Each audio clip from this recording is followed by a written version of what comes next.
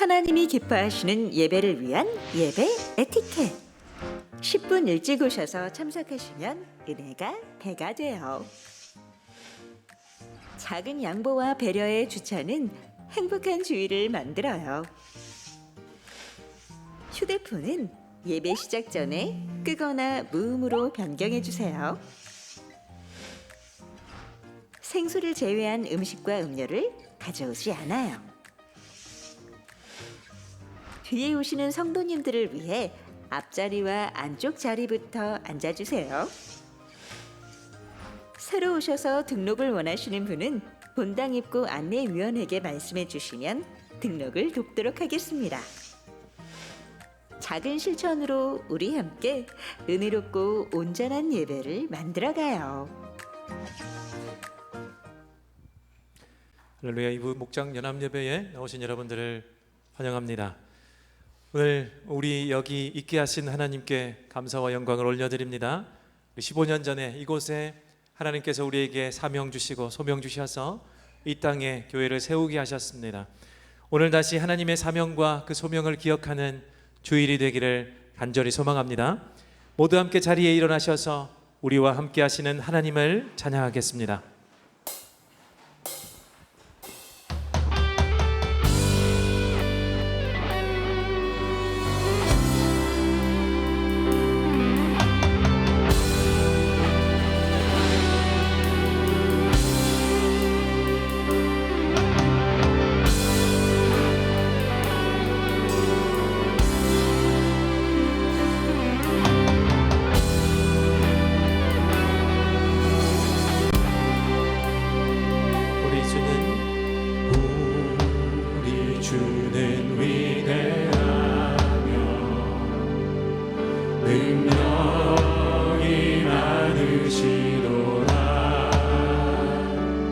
그의 지혜 무궁하며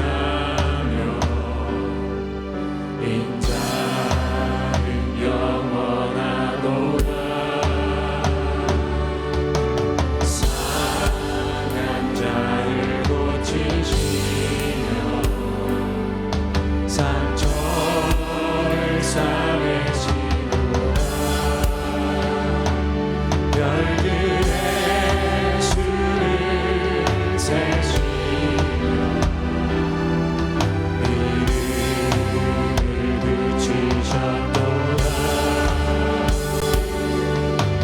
그가 부름으로 하늘을 덮으시며 땅을 위하여 비 준비하시니 그가 부름으로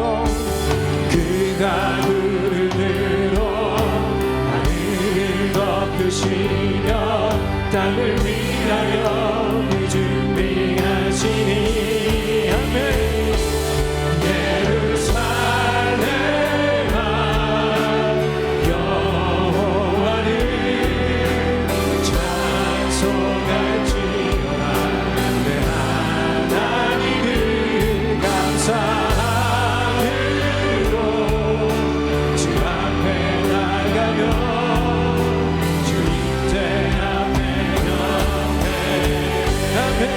예루살렘아 예루살렘아 여호와를 찬송할지어다. 내 하나님을 감사하리로 그 앞에 나가며 주의 앞에 경배.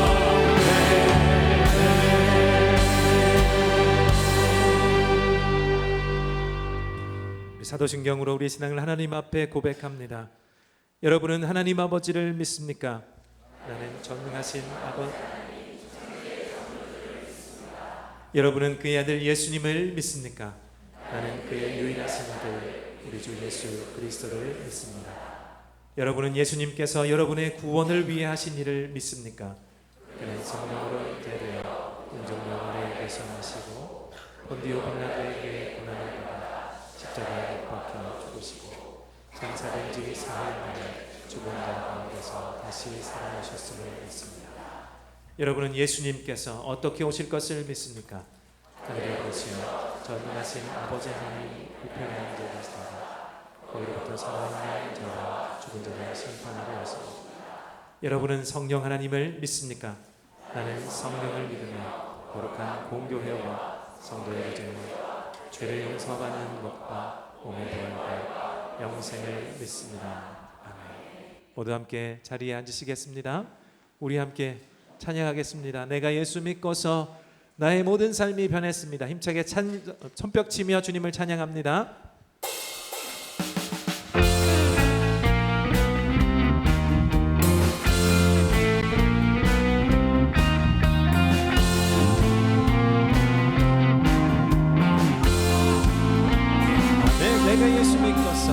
내가 예수 믿고서 죄 사함받아 나의 모든 것 다 변했네. 지금 내가 가는 길 전국 길이요 주의 피로 내 죄. 다시 한번 내가 예수 믿고서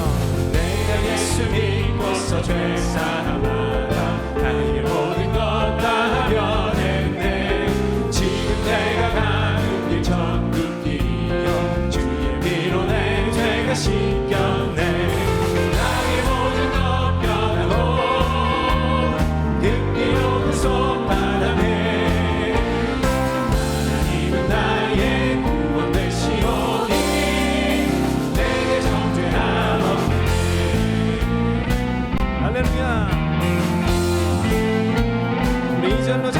주님 밝은 빛 되사 어둠에 지닌 나의 모든 것 다 변했네.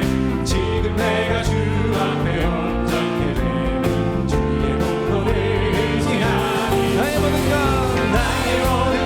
변하고 그 피로 구속받았네. 하나님은 나의 구원 되시오니 나의 모든 것 변하고 나의 모든 것 변하고 그 피로 구속받았네. 나의 구원 되시오니 내게 전하옵네.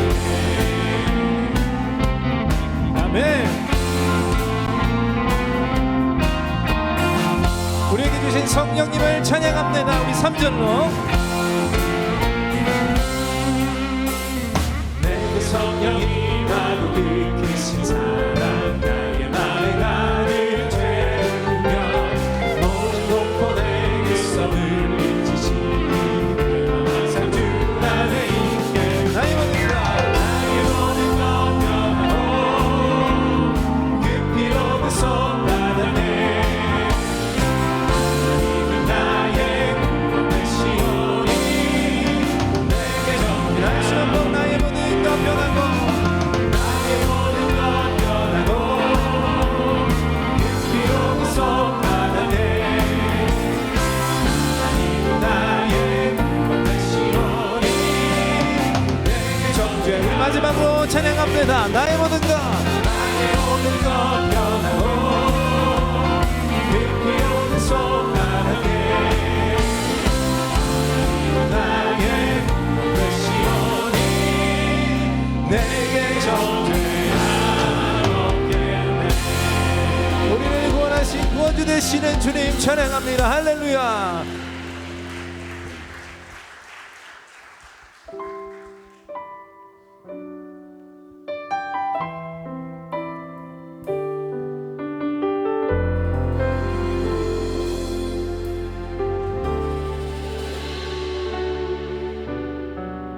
이 세상 가장 아름다운 순종의 눈물 온 세상 다시 빛나게 한 생명의 눈물 그가 이 땅에 오신 이유 죽어야 살게 되고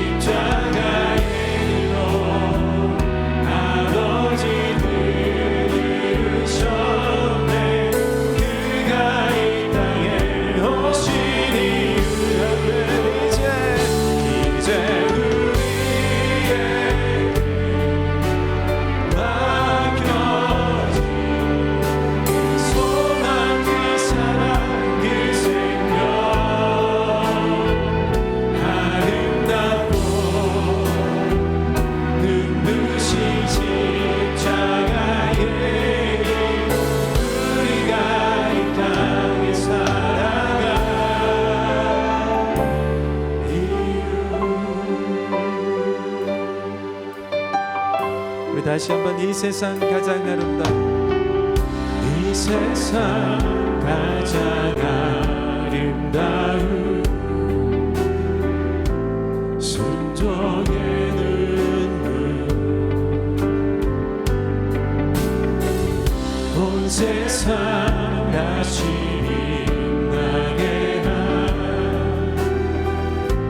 생명의 눈물 아멘. 그가 이 땅에 오신 이유 죽어야 살게 되고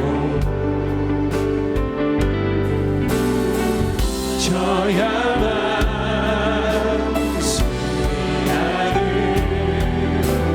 놀랍고 영원한 진리 지으신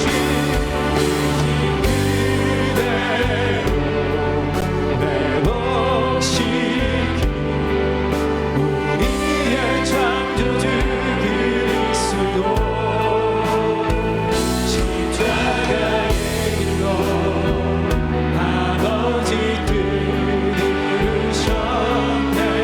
그가 이 땅에 오신 이유 이제 우리에게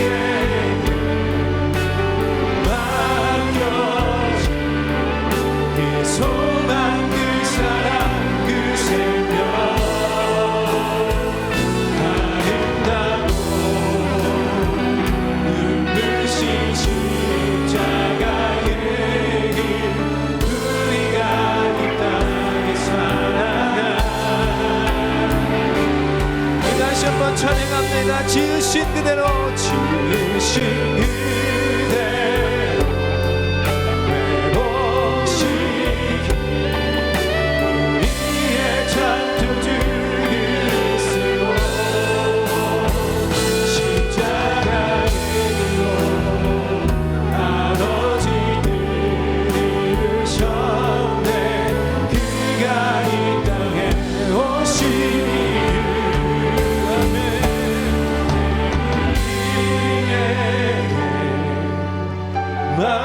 맡겨진 그 소망 그 사랑 그 생명 아름답고 눈부신 십자가의 길 우리가 이 땅에 살아가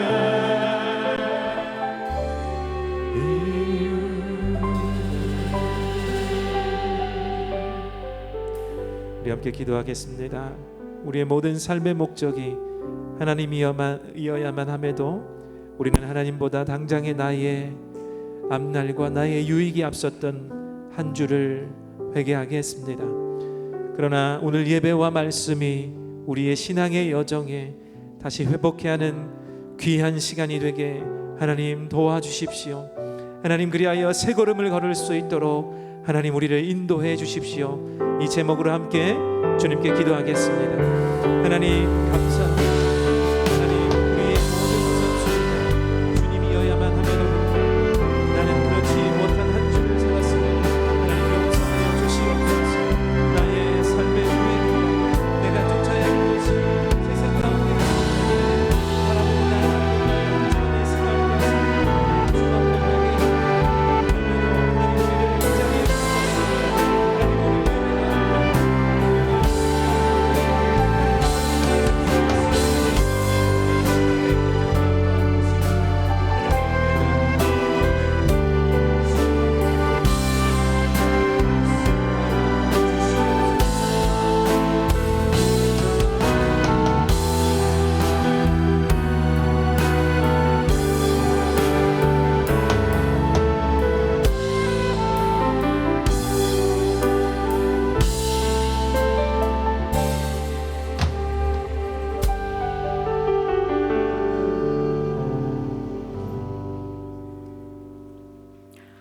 사랑의 하나님 아버지, 오늘 뜻깊은 거룩한 날 교회 창립 기념 예배로 주님께 예배 드릴 수 있게 하심에 감사와 찬양을 드립니다.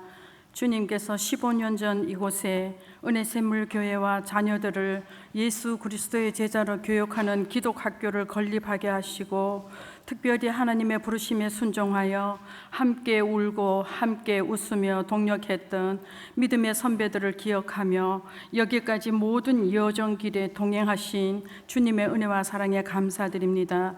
믿음으로 심겨진 복음의 씨앗들이 자라고 성장하여 이 자리에 함께 모여 주님께 예배드릴 수 있게 하심을 감사드리오며 늘 주님의 뜻 안에서 굳건히 서서 복음의 빛을 비추는 은혜샘물교회 되게 하여 주옵소서.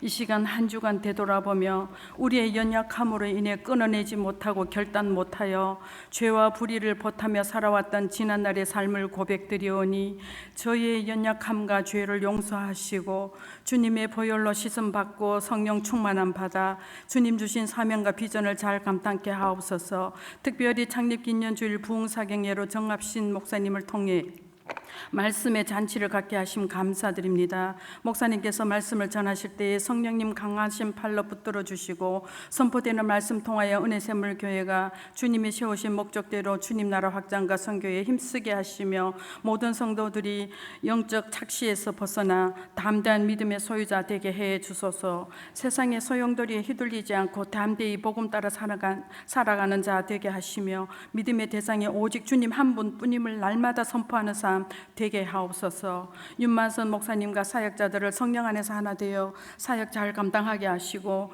교회 각 부서 여름 단기 선교와 수련회를 통하여 십자가의 예수님을 뜨겁게 만나고 이를 위해 수고하시는 선생님들과 숨은 봉사자들 각 부서마다 알게 모르게 수고한 선한 손길들 위에 함께하여 주시며 진리와 사랑으로 세상을 섬기는 은혜샘물 공동체 되게 하옵소서.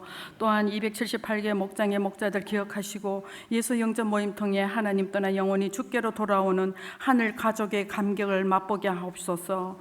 병상에서 고통하는 교우들 성도님들 위로하여 주시고 사업과 인간관계 어려움으로 진료와 믿지 않는 가족들로 인하여 상심한 심령들에게 예배 가운데 주님 인재하심과 성령님 위로하심으로 치유와 회복이 있게 하시며 날마다 공급하시는 주님 능력으로 고통을 녹아내며 하루하루 기쁨으로 살아갈 수 있도록 새 힘 불어넣어 주시기를 간절히 원합니다. 사랑의 주님, 이 땅의 전쟁이 중단되게 하시고 열방의 선교사님들을 전쟁의 위험으로부터 보호하여 주옵소서. 선교사님들의 피로 흘리신 땀과 눈물 위에 주님의 은혜와 평강이 넘치며 필요를 따라 채우시는 주님의 은혜와 선교사님들의 개인의 영성과 가정과 자녀들의 건강을 지켜주시기를 간구합니다. 오늘 단기 선교 후원을 위한 음식 바자회에 보내는 선교사로서 마음의 사랑 가득 담아 주님께서 주신 사명 충실히 감당하는 성도님들 다 되게 해주시고 특별히 창립 기념주일을 맞아 사랑과 정성으로 준비한 은혜샘물 중창단의 아름다운 찬양을 주님께 올려드립니다. 주님 기쁘게 받아주시고 온 성도님들에게 은혜로운 찬양 되게 하여 주옵소서. 시간과 몸으로 순종하여 드린 단원 한 사람 한 사람 기억하여 주시고 매일의 삶 속에서 풍성한 주님의 은혜 누리는 기쁨의 삶 되게 하옵소서. 우리를 사랑하시되 목숨까지 아끼지 아니하시는 주님의 사랑 감사드리오며 이 모든 말씀 예수 그리스도의 이름으로 기도합나이다. 아멘.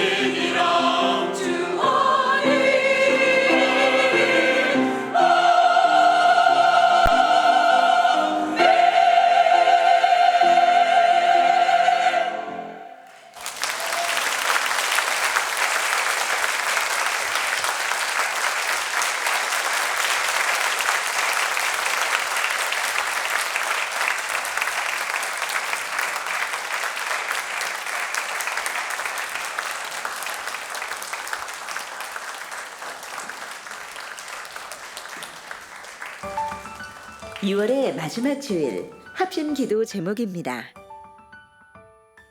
오늘 단기봉사 후원을 위한 음식 바자회가 식당과 로비층에서 진행됩니다. 보내는 선교와 사랑의 마음을 담아 성도님들의 많은 이용과 기도를 부탁드립니다. 7월 자녀와 함께하는 새벽 기도회가 다가오는 7월 5일 토요일 오전 6시 30분에 안데오콜에서 열립니다. 어린이 교회가 주관하는 이번 자녀와 함께하는 새벽 기도회는 여름 사역의 시작을 알리고 함께 기도하는 시간으로 가집니다. 은혜샘물교회 모든 가족들을 초대합니다. 다음 주일 목장 연합 예배에 여름 단기봉사 파송식이 있습니다. 복음의 지경을 넓히는 이번 여름 단기봉사에 보내는 선교사로 축복과 기도로 파송하는 마음으로 함께 해주세요. 매일 성경 7, 8호로를 판매합니다. 매일 성경 순, 어린이 매일 성경, 청소년 매일 성경을 본당 로비층에서 구입하실 수 있습니다. 오늘 총목자 모임은 단기봉사 음식 바자회로 인해 부득이 시간과 장소를 오후 2시 심성민 홀로 변경하여 진행합니다. 전체 모임 후 초원 모임으로 이어집니다. 목사님들의 많은 참석을 바랍니다. 2025 서울 제4차 로잔대회와 한국교회 영적 대각성을 위한 7.14 연합기도 대성회가 올해도 이어서 열립니다. 7월 14일 월요일 한양대학교 서울 캠퍼스 올림픽 체육관에서 진행되는 기도회에 성도님들의 많은 참여를 부탁드립니다. 참여를 원하시는 분은 주보와 게시판 포스터의 QR코드 3층 사무처를 통해 신청하실 수 있습니다. 기타 소식은 주보를 참조해 주시기 바랍니다. 네, 샬롬 반갑습니다. 목장 주일 연합 예배를 창립 15주년 또 감사 예배로 또 하나님께 드리게 되어 너무 기쁘고, 우리 옆에 계신 우리 성도님과 함께 이렇게 다시 한번 마음을 다 담아서 이렇게 한번 인사했으면 좋겠습니다. 당신이 있으므로 제가 있습니다. 한번 인사할까요? 당신이 있으므로 제가 있습니다. 아멘. 예, 오늘 창립 15주년 또 감사주의를 지키면서 우리 은혜샘 또 사양팀의 귀한 또 찬양으로 하나님의 은혜를 우리가 함께 고백하고, 또 여기까지 주님의 몸된 교회를 인도하시고 세워주시고 우리가 먼저 받은 그 사랑을 또 흘려보내는 거룩한 축복의 통로로 우리의 공동체를 세워주신 것 다시 한번 감사하며 또 찬양을 올려드립니다. 더불어서 저희가 1년에 딱 원래는 2차례 강대상 꽃꽂이를 하는데 부활주일과 우리 추수감사주일에 꽃꽂이를 하는데, 오늘은 개인적으로 꽃꽂이를 이렇게 섬겨주셔서 또 강대상을 통해서 하나님 주신 또 기쁨들을 또 은혜들을 또 기억하며 또 감사하게 되어서 너무 기쁘고요. 귀한 섬김 감사드립니다. 오늘 합심기도 제목으로 나누어 드린 소식 가운데 오늘 단기봉사 후원을 위한 음식 바자회가 마지막으로 있습니다. 지난달에 한 번 하고 이번 달에 한 번 성도님들이 후원해 주시고 함께 동참해 주신 또 선한 물질을 가지고 주님께서 보여주시는 또 바라보시는 그 땅끝을 향해 우리 타지키스탄을 출발로 시작이 되는데 함께 격려해 주시고 함께 많이 동참해 주시기를 또 부탁을 드립니다. 자녀와 함께하는 새벽 기도회가 이번 주 토요일 날 있습니다. 우리 모든 자녀들도 여름 사역, 특별히 여름 우리 자녀들을 수련회와 또 성경 학교를 준비하면서 우리 자녀들이 또 7월을 시작하고자 합니다. 우리 부모님들 우리 자녀들을 위한 기도와 함께 기도하는 이 자리에 큰 또 은혜를 부어줄 걸 기대하며 또 나오셨으면 좋겠습니다. 매일 성경 꼭 한 분에 한 권씩 구입해 주시고, 오늘 광고로 영상 광고는 드리지는 않았는데 요즘에 2부, 3부 예배 마친 다음에 밀집 주차구역에서 주차하신 분들이 차량이 빠지지가 않아서 그 다음 예배에 들어오시는 분들이 주차 곤란을 겪는 경우들이 좀 있는 모양입니다. 꼭 바로 이동해 주시고, 또 식사하시는 분들은 이동을 먼저 해 주신 다음에 다시 밀집 주차 구역이 아닌 곳에 주차를 해 두신 다음에 들어오셔서 또 식사 교제도 해 주시고 성도의 나눔을 이어 주시면 감사하겠습니다. 오늘 우리에게 주시는 하나님의 말씀은 전도서 11장 9절 말씀인데요. 전도서 11장 9절 말씀, 우리 한 절 말씀이니까 우리 다 같이 합독하겠습니다. 시작. 젊은이여 젊을 때 젊은 날을 즐겨라. 내 마음과 눈이 원하는 길을 따라라. 다만 내가 하는 이 모든 일에 하나님의 심판이 있다는 것만은 알아라. 아멘. 오늘 애매한 길 선명히 걷기라는 제목으로 오늘 창립부흥사경의 마지막 말씀 정갑식 목사님 나오실 때 귀한 박수로 환영하겠습니다.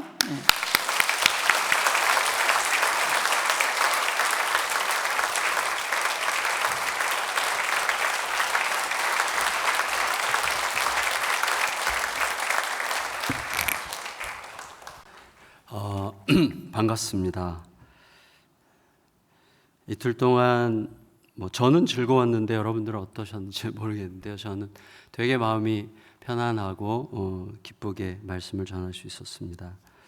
오늘 이 말씀으로 여러분과 함께 우리가 살아가는 길이 사실은 현실 때문에 복잡할 수도 있고 또 하나님의 말씀 때문에 혼란스러울 수도 있다는 것을 여러분과 나누고, 그리고 그 하나님의 말씀이 왜 우리를 혼란하게 하는지, 그리고 우리의 길을 왜 이렇게 애매하게 하셨는지를 생각하고, 그러나 그 길에서 우리가 명백한 선명함을 가지고 걸어갈 수 있는 길은 무엇인가, 이것을 함께 찾아갈 수 있기를 기대합니다. 먼저 하나님의 뜻을 따라 믿음으로 살아가는 길은 늘 좀 아주 명쾌하지 않죠. 그러니까 딱딱 떨어지지 않습니다. 이럴 수도 있고 저럴 수도 있고, 어제 저녁 우리 장로님이랑 식사할 때도 AI의 급격한 발달이 참 기대가 되기도 하고 두렵기도 한데, 사실은 우리가 알듯이 모든 최첨단 과학이 가장 먼저 만나는 것은 인간의 욕망이고, 인간의 욕망과 최첨단 기술이 만나서 나오는 게 전쟁이잖아요. 전쟁이 끊어지지 않고 있는데, 그러니까 우리 자신을 낙관할 수 없기 때문에 이 우리들로 구성된 현실은 혼란스러울 수밖에 없고, 또 혼란 속에서 우리 각자는 근본적으로 자기 중심적인 사고를 할 수밖에 없기 때문에 혼란은 계속 가중되거나 더 복잡해질 수밖에 없는 거죠. 근데 사실은 그 혼란이 이런 현실적인 이유뿐만 아니라 성경 말씀도 우리를 굉장히 헷갈리게 하고 어렵게 하죠.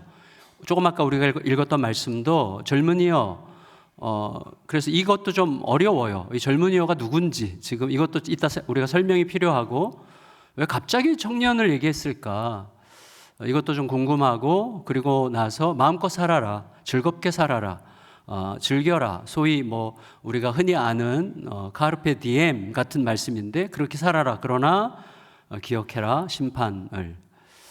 그래서 어쩌라는 건지 그러니까 심판을 기억하면서 즐겁게 살아라, 좀 오묘하고 애매한 말씀입니다. 근데 조금만 생각해 보면 이런 거죠. 우리가 예수님께서 하신 말씀들도 가만히 생각해 보면 죽고자 하는 자는 살 것이요 살고자 하는 자는 죽을 것이라고 할 때 우리는 죽으려 해요. 이유는 살기 위해서.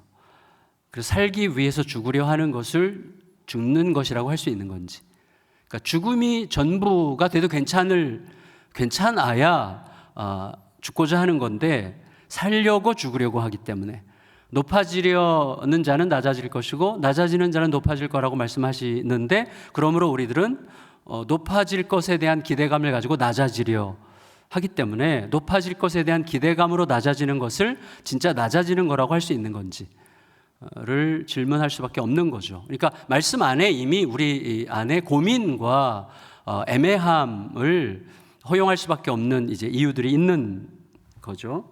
근데 일단 우리들은 애매함을 싫어합니다. 뭔가 딱딱 떨어지고 선명해야 되는데 이 혼란을 싫어하는 이유, 보통 어떤 분들 그렇게 얘기할 때 있잖아요. 나는 이 애매한 거 너무 싫어.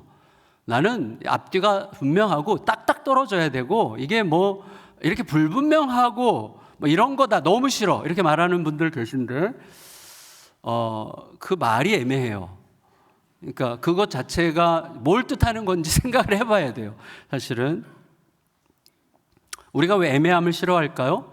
우리가 여전히 선악과의 그림자 속에 살고 있기 때문이죠. 선악과는 뭐죠? 내가 옳고 그름, 선악과, 무엇이 선인지 무엇이 악인지를 알게 하는 나무잖아요. 그 나무를 너무나 따먹고 싶어져요. 그래서 내가 옳고 그름을 선명하게 알고 옳고 그름에 대한 객관적 판단자, 최종적 판단자가 되려고 하는 욕구가 우리 속에 계속 있어요. 그래서 내가 누군가와 논쟁할 때는 항상 내가 너보다 옳다는 전제 위에서만 논쟁을 하는 거예요. 그러니까 내가 이미 심판의 주권을 쥐고 논쟁을 하는 거기 때문에 사실 자신을 상대화시킨다는 것 자체가 무척 어려운 일이죠. 그러니까 그 사이에서 언젠가 돌아보면 그때 내가 왜 그랬지? 제가 부부싸움 할 때 항상 후회하는 건데 그때 그렇게 눈 땡그랗게 뜨고 아내를 막 이렇게 몰아붙였던 순간에서 한 이틀만 지나면 막 이렇게 머리를 치면서 미쳤지. 별것도 아닌 것 같고 왜 그렇게까지 내가 눈이 막 빠져나올 정도로 그렇게까지 눈을 땡그랗게 뜰 이유는 없었는데 왜 그랬을까? 그러니까 어떤 순간 내가 옳음이 입증되지 않으면 안 될 것 같은 조급함에 사로잡히면 우리들은 좀 이상해지거든요. 그리고 혼란에 빠지는 거거든요. 근데도 그때 그 순간까지도 내가 너보다 옳다라고 하는 전제를 끝까지 버리지 않으려고 하는 그 마음이 우리들에게 있는 거죠. 그래서 몇 가지로 나눠서 생각하겠는데 첫째는 우리의 삶이 애매하다는 것을 인정하자. 그리고 애매함이 복이다. 애매해도 잘 살 수 있다. 그리고 애매한 가운데 선명하게 사는 길이 뭐냐. 이 순서로 짧게 여러분과 말씀을 나누도록 하겠습니다. 첫째, 우리의 삶이 애매할 수밖에 없다는 사실을 인정하는 게 되게 중요합니다. 여러분, 저는 드라마를 되게 좋아하는데 넷플릭스 드라마 중에 재작년인가 그 전해에 나왔던 나의 해방일지, 유 목사님 보셨어요? 축하드려요, 진짜. 그거 꼭 봐야 되는데 나의 해방일지, 나의 아저씨 시리즈는 정말 생각해 볼 만한 드라마잖아요. 나의 해방일지에서 재밌는 스토리가 있어요. 그 메인 스트림에 있는 이야기는 아닌데 큰언니 이름이 뭐죠? 하여튼 큰언니가 누구를 이제 연애를 못해서 이제 안달이었는데 누구랑 연애하게 되는데 알고 보니까 친구의 남동생이야. 근데 친구의 남동생인데 호랩이에요. 그래서 친구의 남동생과 사귀게 됐는데 어느 날 그 남자가 약간 자격지심이 있어가지고 여자한테 헤어지자는 식으로 얘기해요. 계속 이렇게 교제해도 될까? 왜 자기 자격지심이 애 딸린 남자인데다가 누나 친구랑 이렇게 사귄다는 게 좀 불편했어요. 그러니까 자격지심이 좋은데 자격지심이 있는 거죠. 그래서 좀 그만 만나는 게 어떻겠느냐는 식으로 이야기를 했더니 이 자매가 이렇게 얘기해요. 염기정이 이렇게 얘기했어요. 염기정 맞죠? 염기정이 난 안 헤어져요. 나 못 헤어져요. 그러면서 명언을 했어요. 아니, 사랑이 그렇게 딱딱 떨어지는 거예요? 그러니까 이 형제가 얘기한 게 뭐냐면 나에 대한 당신의 감정은 연민 같다. 날 불쌍하게 생각해서 나를 계속 만나주는 것 같다. 이렇게 얘기를 했는데 염기정이 이렇게 얘기한 거예요. 사랑이 뭐 그렇게 딱딱 떨어지는 거냐고. 이거는 연민, 이건 긍휼, 이건 뭐 사랑, 이건 뭐 이런 식으로 나눠지는 거냐고. 사랑은 이 모든 게 다 뒤섞여 있는 거 아니냐고. 이런 식으로 난 그래서 절대 못 헤어진다는 식으로 얘기를 하거든요. 본의 아니게 상당한 명언을 했는데 되게 중요한 저는 관점이라고 생각합니다. 그러니까 우리의 삶은 우리는 보통 굉장히 명료한 길을 무척 원하지만 명료함은 없어요. 예를 들어서 저 사람 내가 전도했어요 라는 말은 얼마나 모순입니까? 저 사람 내가 전도한 게 맞아요? 그 사람이 내 말에 의해서 예수님을 영접하기까지 얼마나 많은 하나님의 여정이 있었어요. 얼마나 많은 이야기들을 들었을 거고 얼마나 많은 것들을 받고 얼마나 많은 생각들이 누적되고 축적되어서 오늘 여기에 있어서 그 한마디에 딱 건드려진 거고 클릭이 된 거지 내가 전도한 게 아니거든요. 그 제가 조금 싫어하는 말 중에 하나도 뭐냐면 목회자들이 너무 쉽게 내 제자예요 이렇게 말하는 거거든요. 이 사람이 나에 의해서만 교육받은 게 아니잖아요. 그러니까 이 세상의 제자인 거죠. 어떻게 보면 하나님께서 허락하신 모든 환경들의 제자인 거지 내 제자는 아니거든요. 그러니까 좀 조심스러운 거죠. 그러니까 그런 것처럼 이 세상은 굉장히 복합적이라는 거죠. 아주 복합적이죠. 제가 그저께도 말씀드렸지만 저는 내가 이게 진짜 믿는 건지 아니면 객기를 부리는 건지 정확하게 알지 못합니다. 어떻게 보면 내 기질이, 저는 기질이 ENFP거든요. ENFP, 전형적인, 다 ENFP가 다 최하위예요. 가장 높아. 그러니까 말할 때 벌써 이렇게 막 열을 내잖아요. 그러니까 그래서 저는 느껴요. 내가 이게 믿음의 결단인지 내 기질이 새로운 것에 대한 두려움이 별로 없거든요. 그러니까 새로운 것에 대한 도전하는 기질 때문인지 솔직히 잘 모릅니다. 그래서 하나님 앞에 계속 물어야 되는 거죠. 헷갈려요. 우리가 제가 라디오에서 들었는데 어떤 분이 그러더라고요. 어떤 철학자가 얘기했는데 여러분 우리가 장례식장에 갈 때 애도하려고 가는 건지 안도하려고 가는 건지 알 수 있습니까? 이렇게 얘기하더라고요. 나는 아직 살아있어. 나는 아직 살아있다는 것을 안도감을 느끼려는 마음이 거기에 혹시 깃들어 있는 건 아닌지 모든 감정들은 뒤죽박죽 섞여 있고 혼란스럽게 애매하게 중첩되어 있는 거거든요. 그럼 우리 삶이 이렇게 애매한 이유가 뭐죠? 하나님 탓이죠. 하나님이 그렇게 만드셨죠. 사실은 하나님이 우리가 죄 짓기 전에부터 우리는 좀 약간 애매해요. 왜냐하면 하나님은 우리에게 하나님을 사랑할 수 있는 의지를 주셨지만 하나님을 배신할 수도 있는 의지도 주신 거죠. 자유의지 안에 그게 담겨 있는 거잖아요. 그래서 그러니까 완전한 사랑은 불안한 거예요. 그러니까 완전한 사랑은 통제하지 않잖아요. 그가 스스로 선택할 수 있도록 개방해 놓는 거기 때문에 불안함의 완전함이죠. 그러니까 모든 완전함, 하나님의 완전한 사랑은 불안한 거예요. 제가 우리 아이를 진짜로 사랑한다면 우리 아이가 내 말을 듣지 않을 수 있는 기회를 스스로 선택할 수 있도록 열어줘야 이게 사랑이잖아요. 하나님은 우리를 그렇게 사랑하셨죠. 그러니까 하나님을 배신할 수도 있는 자유의지를 주셨지만 하나님을 배신할 수도 있는 자유의지를 배신할 수 있는 자유의지도 주셨죠. 그러니까 그 사이에서 우리들은 늘 헷갈리고 고민하고 번민할 수밖에 없는 거죠. 그래서 잠언 25장에 보면 이렇게 말씀하세요. 이를 숨기는 게 하나님의 영광이다. 그러니까 하나님은 모든 걸 명백하게 보여주지 않으세요. 왜? 계속해서 하나님과 대화하도록. 그래서 우리가 모든 걸 명백하게 알고자 하는데 명백하게 알고자 하기 때문에 우리들은 문제를 일으키는 거예요. 그래서 내가 명백하게 안다고 확신하기 때문에 문제를 일으켜요. 제가 어제 목사님이랑 식사하면서 그런 얘기를 했는데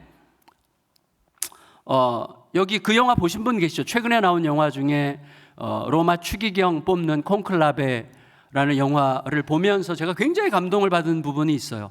이 전체 추기경단 교황 뽑는 회의를 주관하는 이 추기경이 로렌스. 원래 소설에서는 로렌스가 아니라 다른 이름인데 영화를 로렌스로 바꿨는데 로렌스 추기경이 기조연설할 때 이렇게 얘기하잖아요. 확신은 포용의 적입니다. 확신은 우리 모두를 연합할 수 없게 만듭니다. 각자가 자기 확신에 갇혀있기 때문에 싸우는 거예요. 그래서 확신은 포용의 적입니다. 그러므로 우리들은 의심할 줄 아는 교황을 위해서 기도합시다. 죄 짓고 회개할 줄 아는 교황을 위해서 기도합시다. 이렇게 얘기를 해요. 그러니까 되게 저는 굉장히 멋진 통찰이라고 생각이 됐어요. 그러니까 그게 우리들의 자리죠. 그러니까 내가 온전할 수 없는 존재라는 사실을 인정하는 게 중요하고 여러분 아시잖아요. 자책이 왜 교만인지 아시죠? 그때 내가 조금만 마음 먹었으면 그러지 않을 수도 있었는데 라고 생각하기 때문에 자책하는 거거든요. 근데 이게 복음적으로 바뀌려면 어떻게 바뀌어야 됩니까? 나는 그런 상황이 오면 또 그럴 수 있는 인간이야. 나는 언제든지 또 그럴 수 있는 인간이야. 그러므로 나에게 필요한 것은 하나님의 은혜밖에 없어. 그게 우리들이 가는 길이죠. 그래서 우리는 내가 좀 더 우월하고 월등하고 다른 사람보다 객관적으로 좀 더 나은 존재로 빚어져 가는 것을 너무나 열망해요. 그래서 사람들에게 추앙받으면서 내가 모든 것에 대해서 가장 선명한 판단을 내릴 수 있는 존재인 것처럼 여기고 싶어지는 게 우리들의 마음속에 있는 유혹이란 말이죠. 근데 하나님은 숨기세요. 그게 하나님의 영광이래요. 영광이란 말을 저는 이렇게 항상 해석하는데 하나님의 오르심이다. 하나님 처음부터 끝까지 오르시다. 이게 하나님의 영광이죠. 그게 하나님의 하나님 되심이죠. 그러니까 하나님은 뭔가를 충분히 드러내지 않으세요. 그리하여 우리가 스스로 하나님 노릇하지 못하게 하시고 우리가 스스로 하나님 노릇하는 순간 우리는 망하는 거죠. 왜? 하나님 노릇할 수 없는 자가 하나님 노릇하는 순간 망하는 거죠. 그래서 우리를 지키시는 거죠.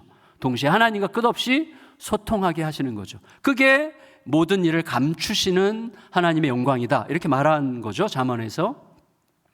우리가 애매한 이유는 우리의 신분 때문에 그런데 우리의 신분은 뭡니까? 거주민 나그네죠. 이게 알렌 크라이더가 초대교회 이야기하면서 우리들의 자리, 우리들의 포지션이 어디냐? 거주민 나그네라는 거예요. 그러면 어디까지 이 땅에 충실한 시민으로 사는 겁니까? 이 땅에서 충실한 시민으로 살아야죠. 그러나 우리들은 여전히 나그네예요. 그럼 이 땅에서 얼만큼까지 몇 평 아파트까지가 거주민이에요. 몇 평 아파트까지라야 나그네 인정을 받겠습니까? 나그네라며 왜 그렇게 넓은 평수에 살아? 그럼 우리 물어야죠. 몇 평까지가 나그네인데? 몰라. 그러니까 늘 각자의 기질에 따라 형편에 따라 상황에 따라 다 달라요. 우리 모두에게 희망이 있는 이유는 뭐죠? 하나님 우리 모두 각자에게 맞게 상대하시기 때문이죠. 하나님께서 한 개의 기준을 세워놓고 여기에 맞춰라. 그럼 우리 누구도 못 맞춰요. 대부분이 못 맞춰요. 그러나 우리 각자의 상황의 수준에 맞게 상대하시기 때문에 우리들은 고민하고 또 때로는 분투하고 생각할 수밖에 없는 거죠. 그게 아름답고 위대한 일이라 이렇게 말할 수가 있는 것이죠. 어쨌거나 거주민 나그네라고 하는 표현 안에도 이미 애매함이 담겨 있습니다. 그래서 존 딕슨이라는 분의 그 벌거벗은 기독교 역사가 최근에 이제 우리 목회자들 사이에서 굉장히 많이 북클럽에서 많이 다룬 책인데 아주 재밌고 엄청 재밌게 쓴 책이에요. 호주 신학자인데 그분이 이런 얘기를 했어요. 초대교회는 두 가지 사이에 끼어 있었는데 첫째는 교인들 사이에 심오한 유대감을 확립해야 됐기 때문에 경계선이 선명해야 돼요. 그러니까 세상과 뒤섞이면 안 되잖아요. 뒤섞이면 안 되는 교인들끼리만의 도덕적 거룩함과 순결함과 성결함이 무척 강조돼야 됩니다. 그러나 동시에 세상을 품어야죠. 이 이중성이 우리를 굉장히 어렵게 만드는 거거든요. 그래서 도덕적 엄격함과 비판적 태도가 동시에 있어야 되는 것이죠. 그러면서 동시에 새로운 세상에 대해서 열려 있어야 되는 거예요. 이게 신자들의 자리라는 거죠. 이 어울리지 않는 두 요소, 우리끼리 연대하고 경계선을 선명하게 세워서 우리의 공동체가 순결해야 되지만 동시에 세상을 향하여 열려 있어야 되는 이 애매함이 우리로 하여금 끝없이 서로 대화해야만 하게 하고 질문하게 만들고 그리고 우리로 고민하게 만드는 거죠. 이게 하나님께서 우리에게 허락하신 우리들의 삶의 자리다라고 이야기할 수 있는 것입니다. 그래서 교회 공동체 특징이 그래서 어떻게 되냐면 도덕적 불관용의 장소, 그러니까 잘못한 것에 대해서는 명확하게 잘못이라고 말할 수 있는 장소이면서 동시에 용서의 자리여야 되는 거죠. 이게 교회의 자리예요. 그러니까 굉장히 쉽지 않은 길을 걷는 거죠. 치열한 세상 한가운데서 사회적 도덕적 도심 공원이 돼야 되기 때문에 사실은 우리는 굉장히 순결함을 거룩함을 추구하면서도 동시에 용서할 수 있는 이 두 가지가 함께 있어야 되는 것이죠. 키에르케고르가 그렇게 얘기했다고 하는데 우리들은 돌아볼 때라야 비로소 알 수 있는 날들을 살고 있지만 우리는 매일같이 결코 돌아볼 수 없는 내일을 향해야 한다. 이렇게 얘기했다고 하죠. 그것도 굉장히 애매한 거죠. 저는 개인적으로 왜 애매한가 생각해 보면 분명히 믿어요. 여러분도 아마 믿으실 거예요. 하나님께서 아십니다. 하나님께서 보고 계십니다. 그리고 하나님께서 결국 이루실 것입니다. 아멘? 모르시나 봐요. 다시. 하나님이 아시고 하나님께서 보시고 하나님께서 이루십니다. 아멘? 자, 이런 것에 아멘 하기 싫어하는 거는 일단 같지 않다는 뜻일 수 있어요. 뭐 그런 것도 모를까 봐. 자, 그런데 하나님께서 아십니다. 보십니다. 이루십니다. 그러므로 우리는 담대할 수 있어요. 그러나 동시에 언제 어디서 어떻게 이루실지 몰라요. 그래서 헷갈리는 거예요. 그래서 그 사이에서 확신하면서도 의심하는, 확신하면서도 뭔가 염려하고 애매해지는 그런 상황 속에 있는 거죠. 그게 이제 우리들의 자리라는 거죠. 그러니까 우리는 애매할 수밖에 없다. 이걸 인정하자. 우리는 질척거릴 수밖에 없다. 그러니까 우리가 걸어가는 길이 깔끔하고 선명하고 흑백이 분명한 길이 아니라 애매하고 혼란스럽고 질척거릴 수밖에 없는 게, 이게 우리가 걸어가는 삶의 디폴트 값이다. 이걸 인정하는 게 너무나 중요해요. 너무너무 지긋지긋해, 이 상황 정말 언제까지 이럴 거야가 아니라 그 상황이 끝까지 가도 괜찮다는 거예요. 그 상황 위를 걸어가는 게 우리들의 삶이라는 것을 인정하는 게 너무 중요하다는 것입니다. 그리고 세 번째로 그 애매함이 복인 거죠. 앞에서 몇 번 제가 힌트, 뭐 힌트도 필요 없죠. 다 이제 아시는 거니까. 여러분, 애매함이 있기 때문에 우리가 질문할 수 있어요. 우리 아이들이 언제부터 크지 않죠? 질문이 멈출 때부터 크지 않습니다. 그래서 신앙생활이 깊어졌다고 스스로 느끼기 시작하면 묻지 않습니다. 묻는 것 자체를 부끄러워합니다. 그래서 저는 성도들이 저에게 이메일로 질문하는 성도들을 엄청나게 고마워요. 이 사람은 지금 잘하고 있구나, 이걸 느껴요. 근데 웬만큼 안다고 생각하면 묻는 것 자체가 싫어요. 자존심이 상해요. 안다 이거죠. 그러나 질문이 멈추는 순간 성장이 멈추는 거예요. 근데 애매함을 인정해야, 그 애매할 수밖에 없고, 나는 이 애매함 속에서 나는 정확하게 알 길이 없어 라고 하는 사람만 누군가에게 질문하거나 대화할 준비가 되어 있는 거죠. 여러분, 딱딱 떨어지는 게 항상 위험합니다. 신앙생활 하면서 난 이렇게 우리 윤만선 목사님 설교는 뭐가 결론이 뭐 이렇게 선명하지 않고 뭔가 좀 뭐 하자는 거지? 저는 윤만선 목사님 설교를 제가 비평하는 게 아니라 사실 잘 못 들어봤어요. 그러니까 정확하게 제가 판단할 수 없는데 아마 그럴 것 같아요. 윤 목사님이 여러분에게 왜냐하면 이래라 저래라 하실 수 있는 분이 아니야. 이분은 성격이, 제가 지금까지 사귀어본 이분은 성도들에게 여러분 이렇게 하셔야 됩니다, 이렇게 하셔야 됩니다, 이렇게 말할 수 있는 위인이 안 되세요. 그게 좋은 거죠. 그게 너무나 좋은 건데, 근데 여러분 꼭 아셔야 돼요. 난 진짜 너무 답답해, 너무 이게 좀 너무 선명하지 않아, 그래서 어쩌라는 거야, 난 딱딱 떨어지게 이렇게 그냥 하세요, 이렇게 하세요, 이런 답이 나는 필요해, 난 진짜 답을 원해 라는 분은 그 정말 시원한 곳이 있어요. 시원한 곳. 신천지에 가시면 됩니다. 신천지, 제가 전도관 출신이에요. 여러분 전도관이라고 아세요? 어릴 때 태어나 보니까 전도관이에요. 옛날에 박태선 있잖아요. 박태선이라고. 그때는 전도관 신도가 100만 명이었어요. 그러니까 신천지 한 10배쯤 되는데 신천지가 전도관 흉내 내는 거거든요. 근데 그때 제가 기억이 나요. 초등학교 3학년 때 저희 가정이 쫓겨났어요. 너무나 다행히. 저희 아버님이 전도관에 굉장히 고위직이었는데 바람을 폈어요.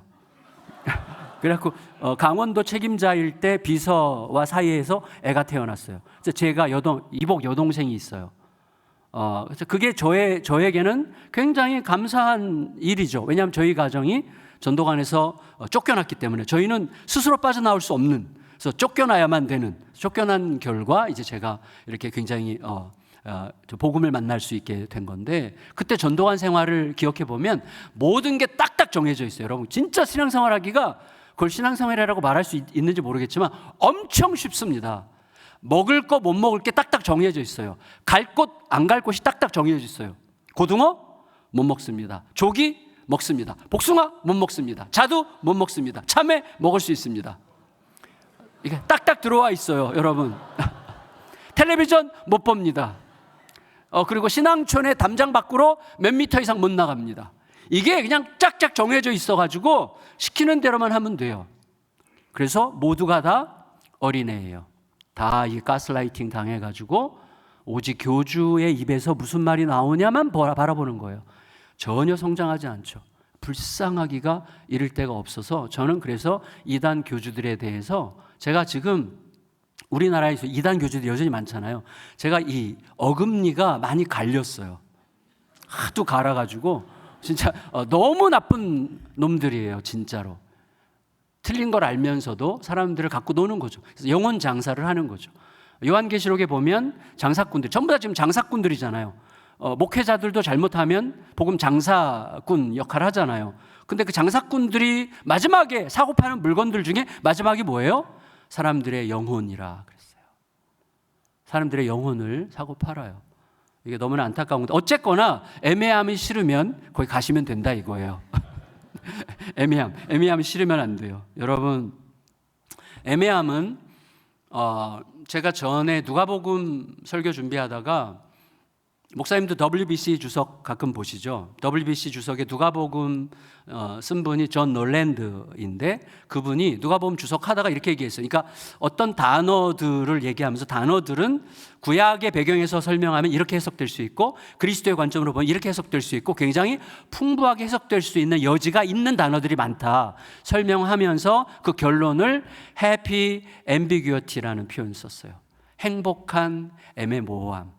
그 성경은 우리에게 애매모호함으로 얼굴을 나타내므로 우리로 하여금 대화하게 만들고 그리고 굉장히 풍성한 해석을 할 수 있게 만들어서 이게 굉장히 행복한 애매모호함이라는 거예요. 이럴 땐 이래야만 됩니다라는 하나의 길만 있으면 그 사람은 묶이는 거예요. 하나님은 우리를 그렇게 부르시지 않았어요. 하나님은 우리를 그렇게 양육하지 않으세요. 우리가 자유롭게 생각하고 넘어져도 되고 실패해도 되고 깨져도 돼요. 그리고 거기서 또다시 주님과 대화하면서 일어나는 거예요. 그래서 혼자 외로우니까 함께 이렇게 모아서 서로 솔직한 마음을 나누고 대화할 수 있는 사람들을 옆에 두셨잖아요. 이런 대화의 공동체가 엄청나게 중요한 것이죠. 그리고 이렇게 하나님께서 허락하신 애매함을 인정할 때만 우리들은 자기를 상대화시킬 수 있는 합당한 겸손을 취할 수 있습니다. 아까 콘클라베 얘기하면서 확신이 포용의 그 치명적인 원수라는 표현을 그분이 했는데 맞아요. 우리는 애매함을 인정하지 않으면 나도 모르게 내 확신 안에 거해요. 근데 내 확신이라는 건 뭐예요? 우리의 머리가 얼마나 많은 지식을 이 머리에 담아야 객관적일 수 있을까요? 불가능해요. 어떤 지식도 결국은 내 기질을 통과하잖아요. 그리스도인의 완전이라는 책을 쓴 싱클레어 퍼거슨이 무슨 얘기를 했는가 하면 신학자들끼리 층위 논쟁, 영화 논쟁, 층위 논쟁 엄청나게 하는데 자기가 다 이렇게 연구한 결론 뭐냐면 결국은 기질대로 간다는 거예요. 객관적으로는 논리적으로 막 객관적 이론들을 막 갖다 대지만 여러분 똑같은 건 놓고 신학자들끼리 엄청나게 논쟁하는데 가만히 보면 기질이에요. 그의 기질이 그렇게 생각하게 만들고 그렇게 받아들이게 만드는 거란 말이죠. 그러니까 우리들은 내가 모든 상황에서 객관적일 수 없는 존재라는 사실을 겸손하게 인정해도 괜찮아요. 왜? 하나님이 오르시면 되잖아요. 예수님이 오르시면 되지. 왜 내가 오라야 됩니까? 예수님이 오르시고 오르신 그분을 나는 매일매일 따라가면 되는 거지 왜 내가 올음의 주인공이 되어야 됩니까? 이게 선악과거든요. 우리가 그런 선악과를 향해서 여전히 손을 내뻗고 있는 거거든요. 그게 우리들의 문제예요. 그래서 우리가 대화하려면 나도 틀릴 수 있어. 내가 말하고 있지만 나는 지금 이렇게 확신하고 있지만 너의 의견도 들어보고 싶어. 너의 의견이 더 옳다고 느껴지기를 바래. 그래서 나는 내 생각을 고칠 의향도 있어 라는 마음을 가져야만 되는 거예요. 이게 사실은 옛날에 그 리차드 리버라는 분 있잖아요. 리차드 리버가 그리스도와 문화라는 책 결론에서 한 얘기거든요. 정말 진짜 성숙한 크리스찬들은 누구냐? 예수 그리스도의 진리를 믿고 진리에 다가가는 상대적인 자기 자신을 인정하는 거라고 그랬어요. 우리는 상대적일 수밖에 없거든요. 그러니까 함께 모여야죠. 모여서 서로 대화하면서 서로를 존중하고 와, 야 진짜 어떻게 그렇게 생각했어? 너무 멋있다 진짜. 야 오늘 완전히 큰 거 배웠는데 그러면서 서로 이렇게 풍성해지는 거죠. 이게 교회의 영광 아닙니까? 근데 교회 안에서 어떤 일단의 그룹이 우리만 옳다라고 주장하면 어떻게 되죠? 자기와 다른 사람들을 전부 다 칼로 치게 되어 있는 거예요. 그러면 교회는 더 이상 교회가 되지 않게 되는 거죠. 그래서 우리들은 진리가 내 인격, 내 상황, 내 처지, 내 입장을 통과하는 순간 상대화되는 거죠. 진리는 진리예요. 진리는 그리스도가 진리죠. 하나님은 오르시죠. 그러나 그 하나님의 오르심도 내 상황, 내 입장, 내 처지를 통과하는 순간 팔이 안으로 굽어요.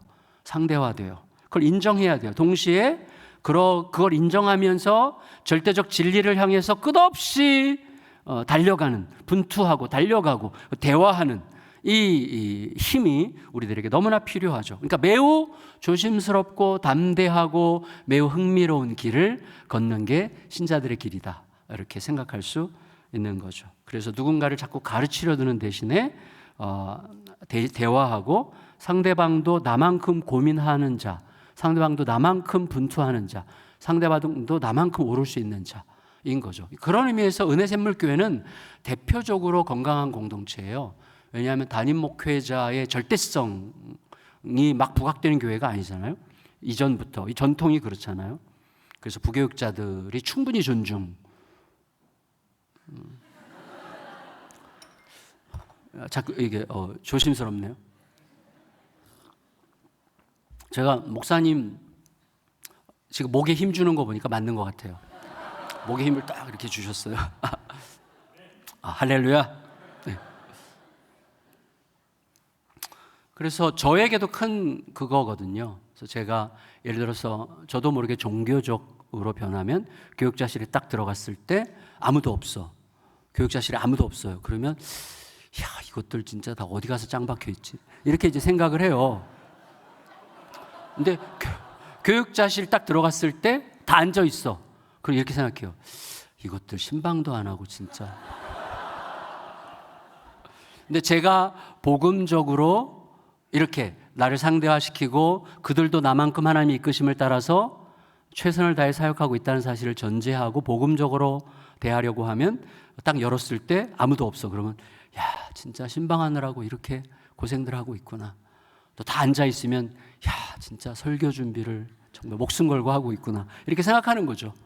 그러니까 내 안에 복음이 작동하고 있느냐, 종교가 작동하고 있느냐에 따라서 우리들의 눈빛과 태도와 동기와 마음이 완전히 다르고 그 다름이 그 이후의 결과들을 만들어서 이 교회 안에 어떤 종류의 생태계를 만드는 거죠. 우리의 목적은 뭡니까? 교회 안에 예수 그리스도의 복음의 생태계가 형성되어서 복음으로 듣고 복음으로 말하고 복음으로 서로 상대하고 복음적 사랑의 교회를 이끌어가는 이런 생태계를 꿈꾸고 있는 거잖아요. 예, 그게 뭐 대표적으로 잘 되고 있는 교회 중에 하나가 은혜 샘물교회라고 감히 말씀드리고 그 샘물이 흘러서 이제 저희 교회까지 와서 저희도 이제 잘 따라가려고 애를 쓰고 있는 중이거든요. 네 번째로 결정적으로 중요한 게 있는데 애매해도 괜찮다는 거예요. 애매해도 선명한 길을 걸을 수가 있는 거예요. 저는 대표적으로 생각하는 게 늘 누가복음 19장인데 누가복음 19장에 보면 10문화 비유가 나옵니다. 10달란트 비유가 있고 달란트 비유가 있고 문화 비유가 있잖아요. 달란트 비유는 세 종에게 5달란트, 2달란트, 1달란트 이렇게 나눠준 이야기고 10문화 비유는 10명의 종에게 1문화씩 나눠준 비유예요. 근데 이 비유의 좀 맥락이 약간 달라요. 10문화 비유가 조금 더 좀 생각할 거리가 있는데 뭐냐면 문화 자체가 달란트의 20분의 1이에요. 그러니까 좀 애매한 금액이 한 문화라는 것은 사업하기에도 좀 애매하고 묻어두기에도 좀 애매한 금액이에요. 10문화 자체가 애매해. 근데 주인이 지금 어떤 상황이죠? 이제 본국에 가서 이 지금 소위 분봉왕, 내가 살고 있는 도시를 다스리는 킹쉽을 받기 위하여 본국으로 가는 상황이에요. 그래서 이제 자기 종들을 불러서 내가 가서 왕권을 받아갖고 올 때까지 이 동네 마을 사람들을 대상으로 장사를 좀 하고 있어라. 근데 장사하라고 하면서 맡겨준 한 문화가 아주 애매한 금액이에요. 그런데다가 더 애매한 건 뭐냐면 이 종들은 주인이 신뢰로 맡겨준 애매한 한 문화를 가지고 주인을 신뢰하는 방식으로 장사를 해야 되는데 문제는 이 도시 사람들이 이 주인을 싫어해요. 그래서 자기들끼리 사절단을 만들어서 이 주인이 가서 왕위를 받기 전에 먼저 사절단을 보내서 가서 먼저 말해요. 우리는 이 사람이 우리들의 왕이 되는 걸 원치 않습니다. 이 사람이 우리들의 왕이 되면 무슨 일이 일어날지 우리 책임질 수 없으니까 이 사람에게 왕직을 주지 마십시오 하고 가서 얘기를 해요. 그러니까 이 그러니까 이 종들이 얼마나 애매해요? 주인이 준 애매한 금액을 가지고 주인의 신뢰를 받은 자로서 주인을 신뢰하는 방식으로 주인을 전혀 신뢰하지 않는 사람들을 대상으로 장사하는 거예요. 그게 신자의 자리죠. 주인의 신뢰를 받았어요. 그래서 주인으로부터 뭔가를 맡았어요. 그러면 주인을 신뢰하는 마음으로 장사를 해야죠. 그러나 내가 장사하는 대상은 전혀 주인을 신뢰하지 않는 사람들이에요. 그게 신자들의 자리죠. 자, 우리 모두가 복음 장사꾼이라면 이 복음이라는 게 뭐죠? 사람들이 우리가 가진 복음을 다 우습게 생각하죠. 여기서나 우리끼리 복음이 우리의 모든 것이죠. 그 복음이 모든 것이라는 건 우주적 사건이고 정말이죠. 그러나 세상은 아직 거기에 눈이 멀어 있거나 눈을 감고 있거나 알고자 하지 않기 때문에 사실은 복음의 이 위대함, 이 가치, 복음밖에 답이 없고 복음밖에 길이 없다는 이 사실을 우습게 생각하죠. 그러나 그들을 대상으로 우리의 왕이신 예수님을 거의 인정하고 싶어 하지 않는, 그래 니네끼리 놀아 라고 생각하는 사람들을 향해서 이 길이 진짜라는 복음 장사를 계속 해야 되는 자리가 신자의 자리인 거예요. 그러니까 신자의 자리 자체가 너무나 애매해요. 근데 결론이 뭡니까? 다 남겨요. 한문화를 감춰둔 사람만 빼놓고는 어떤 사람은 10배로 남기고 5배로 남기고 남겨요. 이게 초대교회예요. 여러분 아시잖아요. 초대교회. 초대교회에 관한 역사를 읽어보셨거나 들으셨겠지만 초대교회가 생긴 이후 400년 동안 문서들을 뒤져보면 가장 드물게 나오거나 거의 안 나오는 단어가 전도와 선교예요. 전도와 선교라는 단어 자체가 안 나와요. 왜냐하면 전도와 선교를 강조할 수 있는 분위기가 아닙니다. 전도하면 망해요. 전도하면 몰살당해요. 그래서 예배를 드릴 때도 몰래 고요히 은밀하게 예배를 드렸고, 예배를 드릴 때 안수 집사님들 어떤 장로님들이 밖에서 지켰대요. 낯선 사람이 들어와서 혹시 검증되지 않은 사람이 들어와서 우리 공동체를 해칠까 봐 경계하면서 드렸어요. 근데도 초대교회는 엄청난 속도로 계속 성장을 했죠. 왜일까요? 한문화 받은 종이었기 때문이죠. 신실한. 다시 말하면 그들 모두가 세상이 주인을 어떻게 생각하건 간에 이 주인이 세상의 주인이심을, 결국은 이분이 왕이심을 진짜로 믿고 살아간 모든 신자들은 놀랍게 남겼어요. 그래서 알렌 크라이더가 얘기하는 초대교회 신자들의 별명 중에 하나가 뭐냐면 질문하게 하는 자입니다. 초대교회 신자들은 질문하게 하는 자들이었어요. 뭐냐면 똑같은 상황에서 어떻게 저렇게 행동하지? 어떻게 저렇게 살지? 어떻게 저렇게 어려운데 저런 식으로 헌신을 하지? 이런 팬데믹 때 초대교회 많이 다뤘잖아요. 어떻게 그런 상황에서 그런 헌신이 나오지? 너무 궁금한 거예요. 그리고 우리가 지금까지 살아왔던 로마 사람들이 생각할 때, 그 당시 일반 사람들이 생각할 때 우리가 지금까지 살아왔던 것과 너무나 다른 방식으로 살아가는데 이상하게 매력적이야. 너무나 매력이 있어.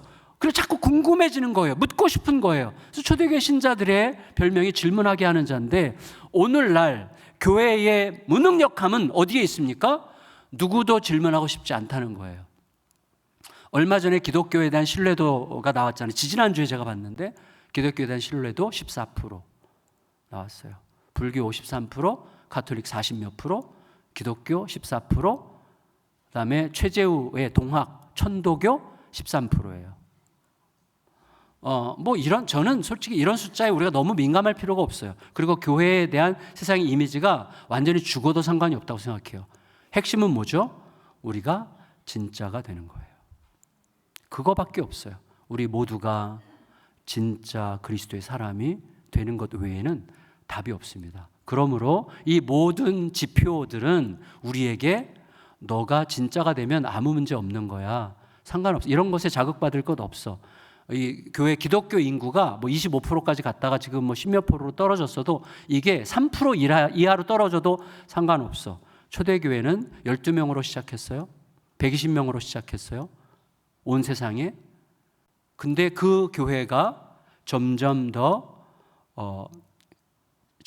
아름다운 소식을, 생명을 커졌다는 게 중요한 게 아니라 사람들의 생명을 살리고 사람들의 인생의 의미를 진실로 되찾아준 그 공동체가 될 수 있었던 이유는 성도들 한 사람 한 사람이 진짜였기 때문이라는 거죠.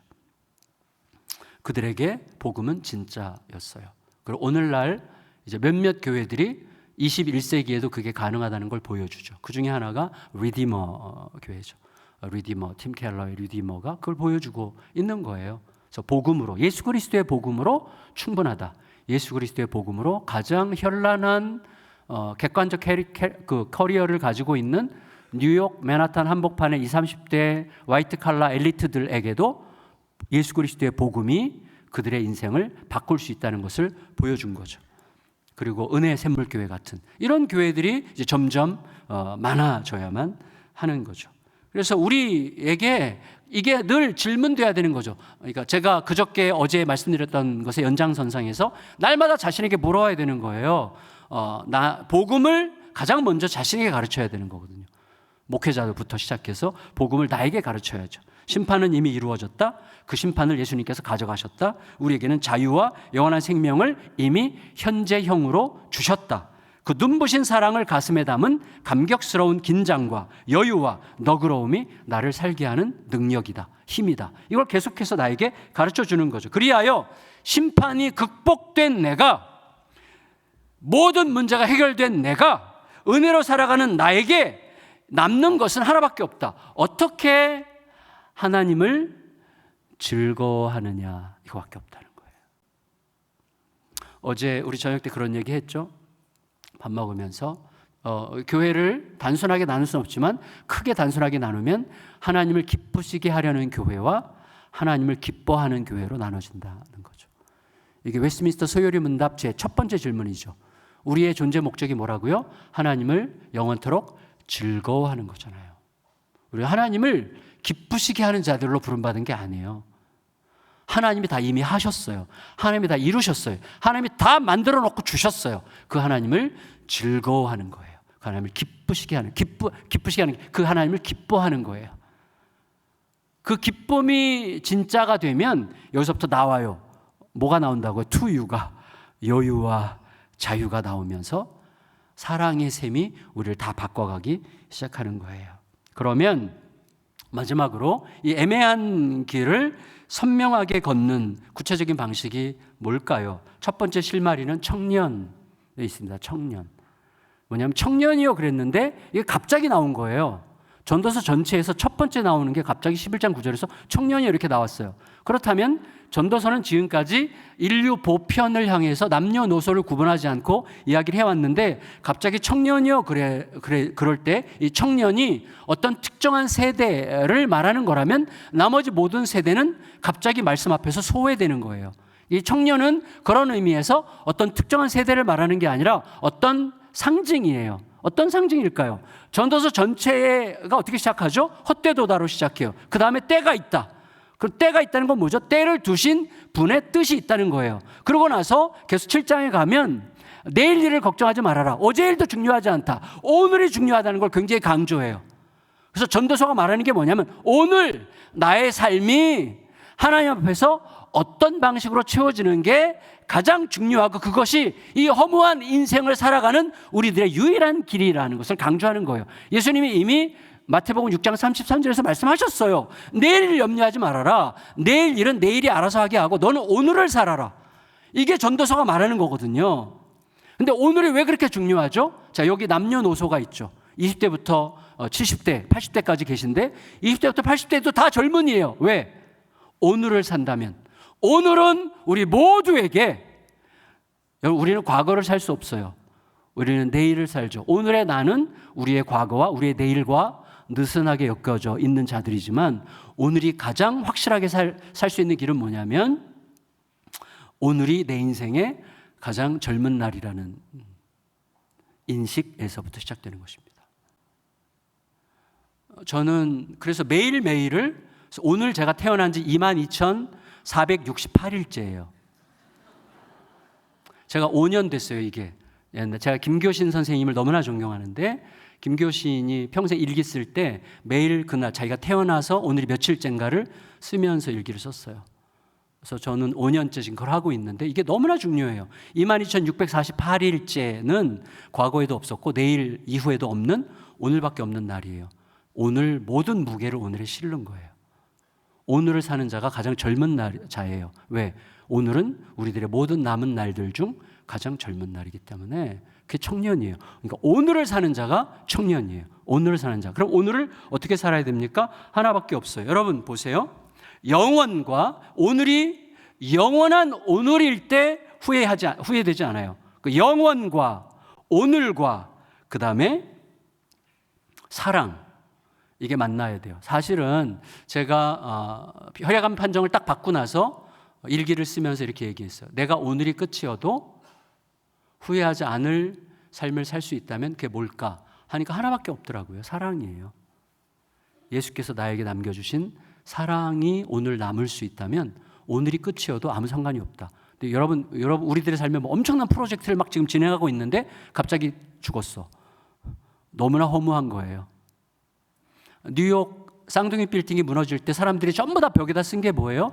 사랑해, 사랑해, 사랑해, 사랑해, 사랑해. 더 사랑하지 못해서 미안해. 이거밖에 없는 거예요. 이게 전부예요. 여러분 아시잖아요. 우리의 삶에서 사랑을 빼면 그냥 사막이에요. 근데도 놀랍게도 우리의 삶을 가만히 보면 사랑 빼고 너무나 바빠. 사랑만 빼고 다 하려고 그래. 아주 놀랍고 무서울 정도로 그렇게 살거든요. 제가 알게 됐어요. 그래서 항상 매일매일 22,648일째인 오늘 저의 삶에서 가장 프라이어리티가 있는 것은 사랑이에요. 그리스도가 나에게 가르쳐준 그 사랑, 조건 없는 사랑, 나를 내어주는 사랑, 내가 손해봐도 괜찮은 사랑, 내가 찌푸콩이 돼도 너가 살 수만 있다면 나는 괜찮은 사랑, 그 사랑을 매일매일 살고자 몸부림하는 거죠. 그 사랑으로 인해서 우리들은 완벽한 인생을 살게 되는 거예요. 말씀을 마칠게요. 목사님 한 3분만 더 지나도 될까요? 제가 한 7, 8년 전에 전라도 전주에 집회를 금요일 날 어디 교회를 갔었는데 올라왔어요. 한 달 있다가 그 교회 부목사님이 저희 동네로 이사를 왔어요. 애가 넷이고 부부가 6명이 저보다 한 살 어린 분이야. 굉장히 나이 많은 부목사님인데 그분이 6, 7년 전에 향남을 올라오셨어요. 저를 찾아오셔가지고 저희 교회에서 일하실 데가 없어요. 그랬더니 목사님네 교회에서 일하게 해달라고 온 게 아니고 제가 저희 동네 목회자들 17개 교회가 북클럽을 해요. 계속해서 복음 공부를 해요. 지금까지도 10년째 하고 있는데 이 공부를 통해서 내 눈이, 내 표정이, 내 뒷모습이, 내 말이, 내 관계 맺는 방식이 우리 가정에서 가장으로 살아가는 나의 태도가 목회자로 살아가는 우리들의 모든 마음가짐과 동기와 선택과 태도들이 진짜 복음적인지를 날마다 묻자는 취지에서 교육을 이제 우리 같이 공부를 북클럽을 하는데 놀랍게도요. 저희 교회 빼놓고는 전부 다 개척교회인데 목사님들이 점점 눈빛이 달라지고 너무나 행복하게 목회해요. 10명, 20명 추석하는 교회도 이분이 그리스도를 말할 수 있다면 난 충분히 행복하다는 것을 완전히 받아들이기 시작한 거예요. 그 얘기를 듣고 이분이 이걸 같이 이 모임에 참여하고 싶어서 이사 오신 거예요. 이분이 택시 운전하고 일용직하고 하면서도 복음 공부에 엄청 열심히 오셨어요. 올 때마다 간증을 해요. 목사님, 우리 자녀와의 관계가 이렇게 달라지고 있어요. 우리 부부 관계가 이렇게 달라지고 있어요. 저는 진짜 너무너무 행복해요. 예수님이 전부라는 게 이런 의미인지 진짜 예수님만 계시면 된다는 게 저에게 진짜가 됐어요.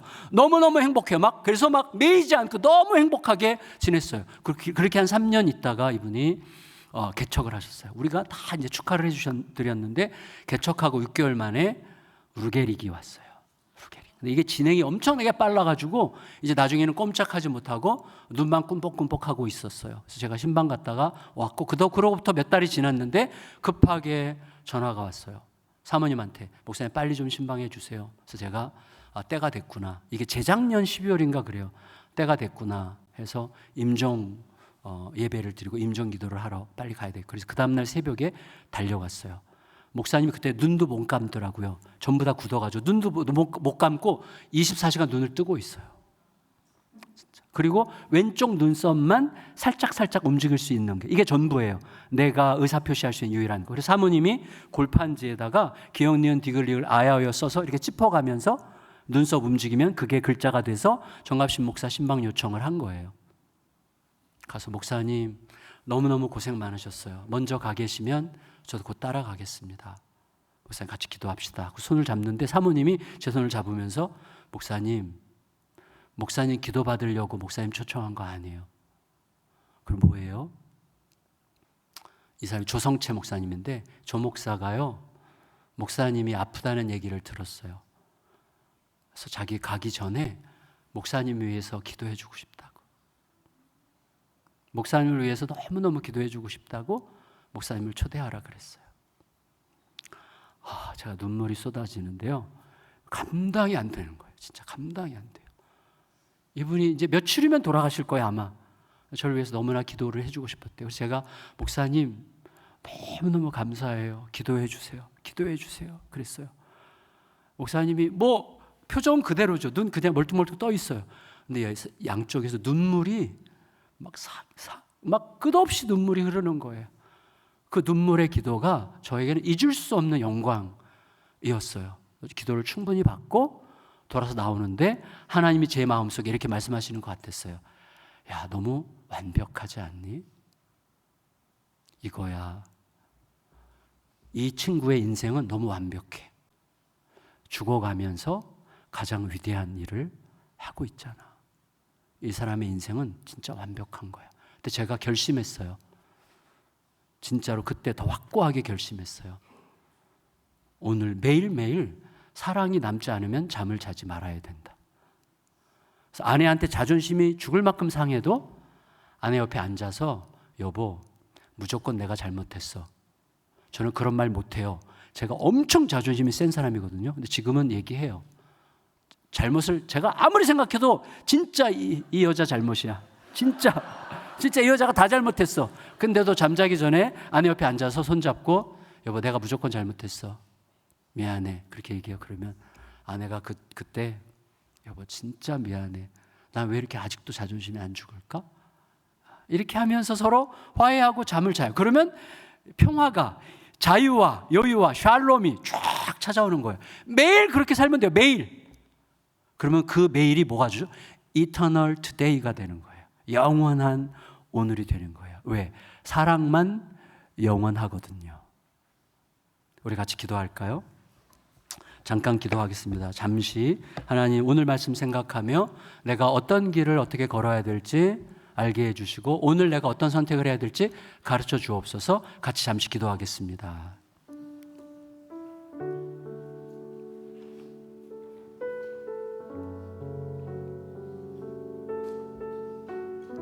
주님,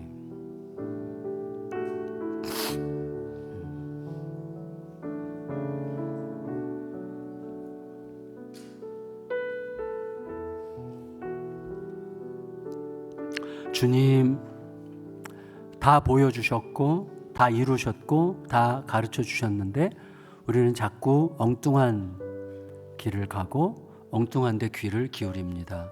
주님, 부디 다시 우리 주님께 귀 기울여 예수께서 당신의 정말 우리가 값으로 따질 수 없는 어마어마한 값을 치르고 생명의 값으로 사랑을 남기셨는데 그것만 빼고 살아가고 있는 우리들의 연약함을 불쌍히 여겨주시고 다시 그 길 걷게 하여 주옵소서. 예수님의 이름으로 기도합니다. 아멘.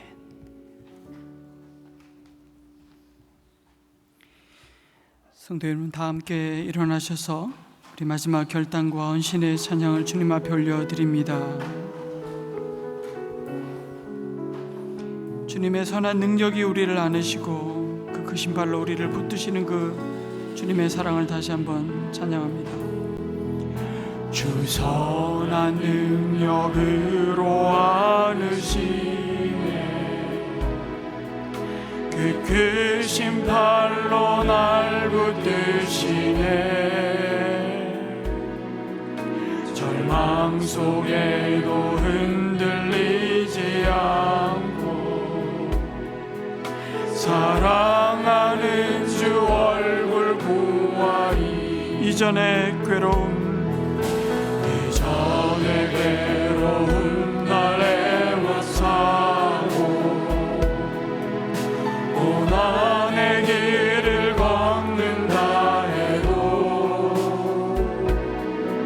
주님께 모든 맡긴 우리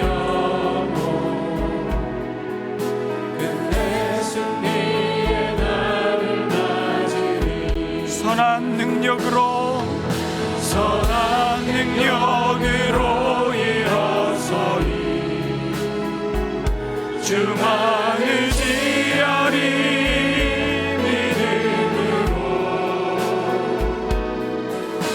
우리 고뇌 안에 주 오실 그날 영광의 새날을 맞이하리. 주님이 마신 고난의 쓴잔을 주님이 마신 고난의 쓴잔을 우리도 감사하며 받으리. 주님의 남은 고난 채워가며 예수와 복음 위에 살리라. 선한 능력으로 일어서리. 주만 의지하리 믿음으로 우리 고뇌 안에 주 오실 그날 영광의 새날을 맞이하리. 선한 능력으로 일어서리. 선한 능력으로 일어서리. 주만 의지하리 믿음으로 우리 고뇌 안에 주 오실 그날 승리의 새날을 승리의 새날을 맞이하리.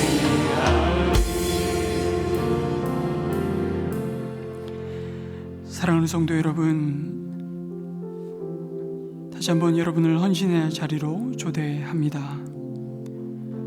오늘 말씀의 응답으로 주님 앞에 새롭게 결단하며 헌신하는 삶의 기도 제목이 있다면 그것을 헌신대 앞으로 나오셔서 표현하시고 함께 기도하기를 간절히 소망합니다. 이제 평안한 마음으로 세상에 돌아가십시오. 그곳에서 선한 일에 용기를 가지시며 악을 악으로 갚지 마십시오.